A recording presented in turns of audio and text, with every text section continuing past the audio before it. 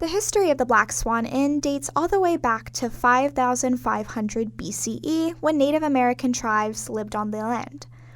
Later, the land became a battle site between the Texans and the Mexican armies in 1842. The battle was an attempt by Mexico to reclaim the territory they had lost in the Battle of San Jacinto. During the Battle of Salado Creek, more than 60 soldiers were killed on the property. Some say a soldier dressed in Civil War attire can be seen. The Prescott House was settled by the Ripstein family in 1867. Their child Gustav, who died in 1920, is said to haunt the barn because he loved it so much. 35 years after the war, a German immigrant by the name of Henrik Mahler founded the land and made it a dairy farm. Henrik Mahler's wife eventually passed away, leading him to die from grief 2 years later. As a relative of Henrik Mahler, Sophie Myers lived in the house until she was 82 years old, but haunts the property as an 8-year-old girl. Catherine Holbrook and her sister Mary Woods bought the property and called the house White Gables.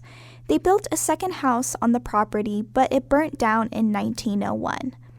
Mrs. Woods, the mother of the sisters, passed away on December 22, 1959, in one of the downstairs bedrooms. This made Mr. Paul Park Street unable to handle his own grief. He committed suicide on August 5, 1965, and since then, many believe that Mrs. Woods and Mr. Park still roam the inn. After several more residents came and went, the current owner, Joanne Rivera, purchased the property in 1991. She named it the Black Swan Inn after one of William Shakespeare's favorite pubs. After so much death on the property over 200 years, it's no surprise that multiple spirits roam the inn and the property. Because of the haunted history, Dimas Garcia of Thunderhead Entertainment decided to lease parts of the property for a haunted attraction called The Nightmare at Black Swan Inn.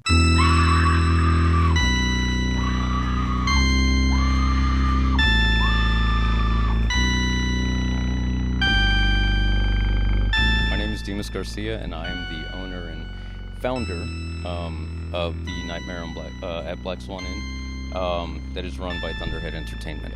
Who came up with the idea for the Nightmare at Black Swan Inn? That's actually myself and my sister, Angela Garcia. What was the inspiration for the story?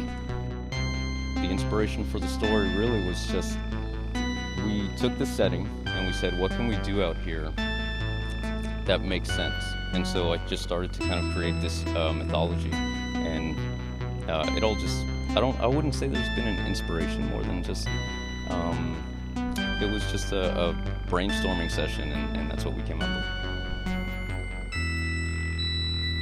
We know that the property here is actually haunted, supposedly. Have you guys, you and the staff or actors, experienced anything since you guys started?